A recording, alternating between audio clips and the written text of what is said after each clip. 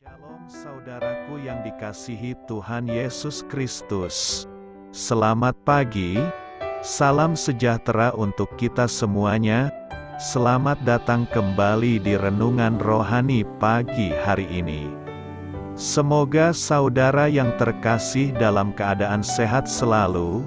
Kiranya damai dan sukacita Roh Kudus melimpah di dalam hati dan pikiran saudara saat ini. Sebelum kita mulai renungan pagi ini, marilah kita bersama-sama berdoa. Tuhan Yesus, terima kasih sudah membangunkanku pagi hari ini. Terima kasih atas penyertaan dan perlindungan Tuhan. Semua karena karunia Tuhan aku dapat bangun dengan pagi hari ini. Aku menyerahkan seluruh aktivitasku hari ini ke dalam kuasa tangan Tuhan. Jauhkanku dari yang jahat, ya Tuhan. Tuhan Yesus, tolong lindungi dan berkati aktivitasku hari ini. Tolong berkati juga keluarga dan teman-temanku, Bapa Surgawi, oleh karya Roh Kudus. Tolonglah aku untuk menjauhi segala sesuatu yang melukai hati-Mu. Ampunilah segala dosa kami, ya Tuhan. Dalam nama Tuhan Yesus, aku sudah berdoa. Amin. Sahabat saudara rohani, pembacaan ayat emas Alkitab renungan kita hari ini terambil dari Kejadian 39 ayat 11 sampai dengan ayat 22. Pada suatu hari masuklah Yusuf ke dalam rumah untuk melakukan pekerjaannya. Sedang dari seisi rumah itu seorang pun tidak ada di rumah. Lalu perempuan itu memegang baju Yusuf sambil berkata, "Marilah tidur dengan aku." Tetapi Yusuf meninggalkan bajunya di tangan perempuan itu dan lari keluar. Ketika dilihat perempuan itu, bahwa Yusuf meninggalkan bajunya dalam tangannya dan telah lari keluar, dipanggilnyalah seisi rumah itu. Lalu katanya kepada mereka, "Lihat, dibawanya kemari seorang Ibrani, supaya orang ini dapat mempermainkan kita.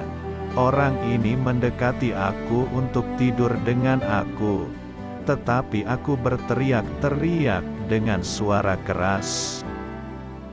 Dan ketika didengarnya bahwa aku berteriak sekeras-kerasnya, ditinggalkannyalah bajunya padaku. Lalu ia lari keluar.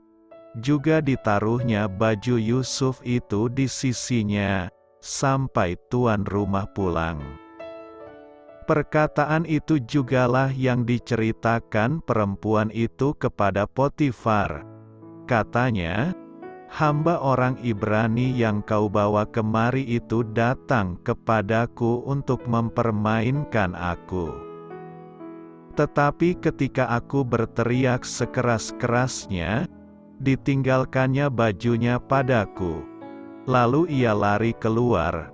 Baru saja didengar oleh tuannya perkataan yang diceritakan istrinya kepadanya. "Begitulah aku diperlakukan oleh hambamu itu." Maka bangkitlah amarahnya. Lalu Yusuf ditangkap oleh tuannya dan dimasukkan ke dalam penjara, tempat tahanan-tahanan raja dikurung. Demikianlah Yusuf dipenjarakan di sana. Tetapi Tuhan menyertai Yusuf dan melimpahkan kasih setianya kepadanya, dan membuat Yusuf kesayangan bagi kepala penjara itu. Sebab itu kepala penjara mempercayakan semua tahanan dalam penjara itu kepada Yusuf.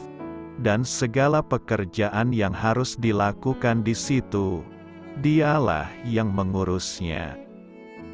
Kejadian 39 ayat 11 sampai dengan ayat 22. Inti dari ayat emas renungan kita adalah, Demikianlah Yusuf dipenjarakan di sana. Tetapi Tuhan menyertai Yusuf dan melimpahkan kasih setia-Nya kepadanya. Mari kita mulai renungan pagi kita.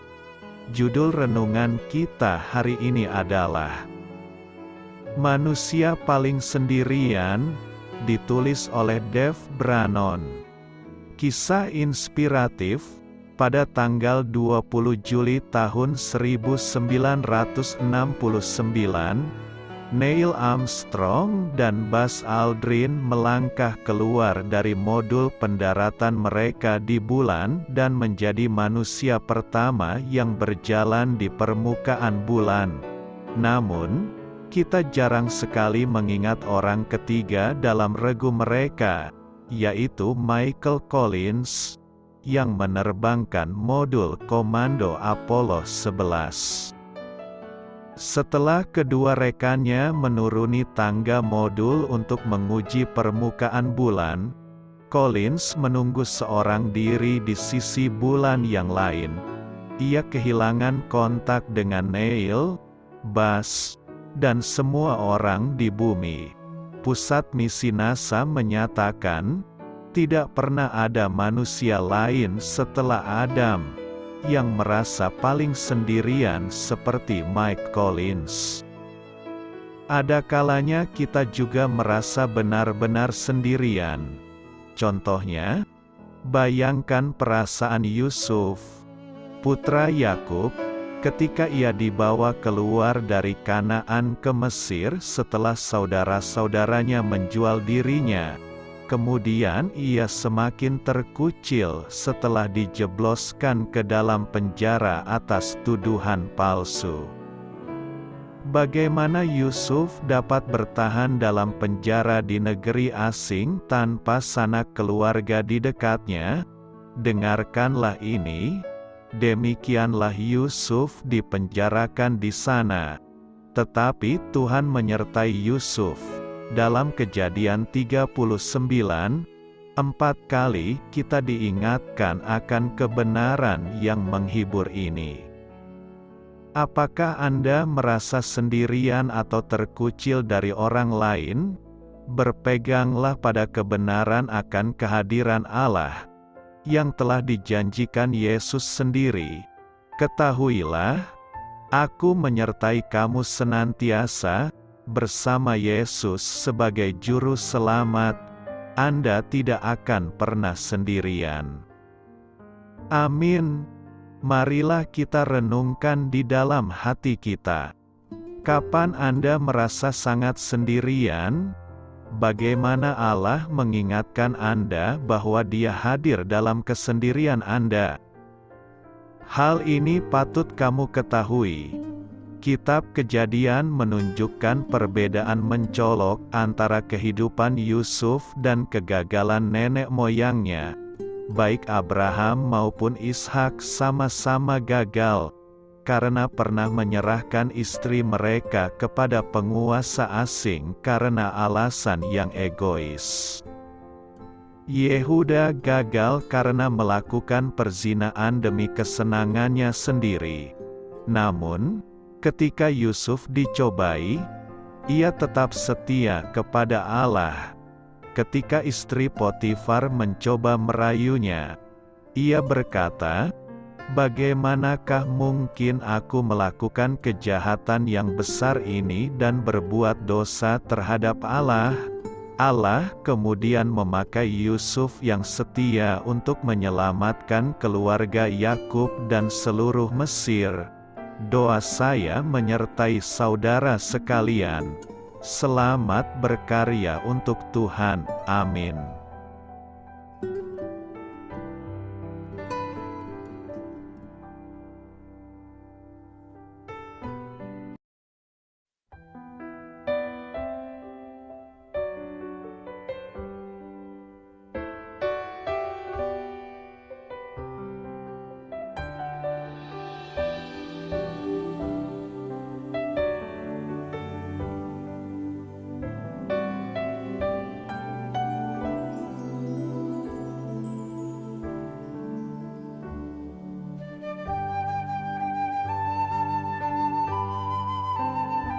Marilah kita renungkan sahabat saudara rohani.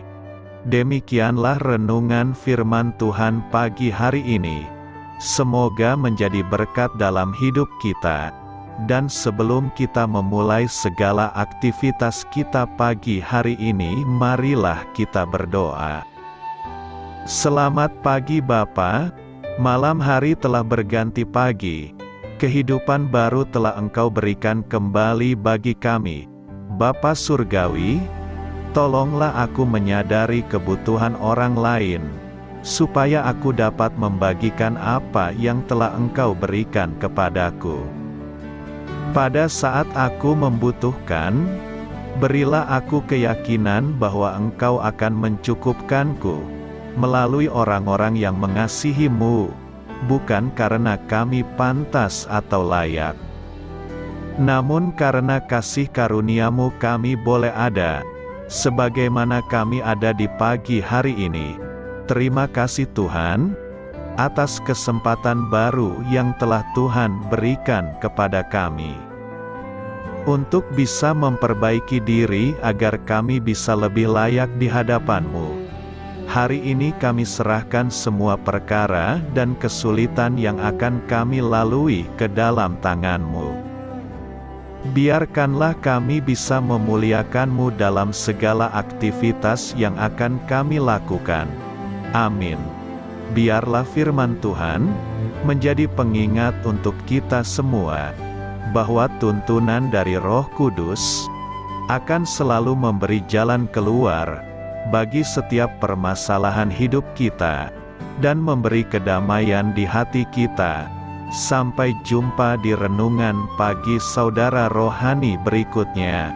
Kiranya Tuhan selalu memberkati saudara semua hari ini. Amin. Shalom.